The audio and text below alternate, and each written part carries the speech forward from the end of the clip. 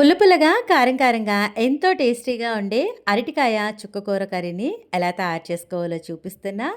అరటికాయ చుక్కకూర కాంబినేషన్ మీలో ఎంతమంది తెలుసనేది నాతో కామెంట్‌లో షేర్ చేసుకోండి. అరటికాయ మంచిదే, చుక్కకూర మంచిదే. ముందుగా అయితే చుక్కకూరని నీట్‌గా క్లీన్ చేసి, సన్నగా కట్ చేసి పక్కన పెట్టండి. స్టవ్ ఆన్ చేసి పాన్ పెట్టి ఆయిల్ వేసుకొని 3 పచ్చిమిర్చి సన్నగా చాప్ చేసి పెట్టుకున్న ఆనియన్ వేసుకోవాలి. మీడియం ఫ్లేమ్‌లో పెట్టుకొని ఆనియన్ ట్రాన్స్‌పరెంట్‌గా ఫ్రై అయ్యే వరకు ఫ్రై చేసుకోండి. ఆనియన్ ఈ విధంగా ట్రాన్స్‌పరెంట్‌గా ఫ్రై అయిన తర్వాత రుచికి సరిపడా ఉప్పు వేసి బాగా కలిపేసేయండి. కట్ చేసి పెట్టుకున్న అరటికాయ ముక్కలు వేసేసుకోవాలి.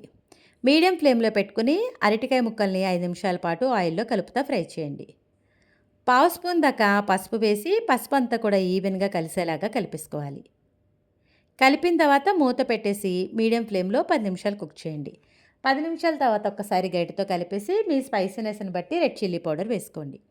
రెడ్ చిల్లీ పౌడర్ అంతా కూడా ఈవెన్‌గా కలిసేలాగా కలిపేసుకున్న తర్వాత మూత పెట్టేసి లో టు మీడియం ఫ్లేమ్‌లో మరొక 5 నిమిషాలు కుక్ చేయండి. 5 నిమిషాల తర్వాత మూత తీస్తే అరటికాయ చక్కగా మగ్గింది కదా! ఇప్పుడు అరటికాయ ఉడికించుకోవడానికి నీళ్ళు వేసుకోండి. ఇలా అరటికాయ మునిగేంత వరకు నీళ్ళు వేసుకుంటే సరిపోతుంది. ఒక్కసారి గరిటెతో ఈ విధంగా కలిపేసేయండి.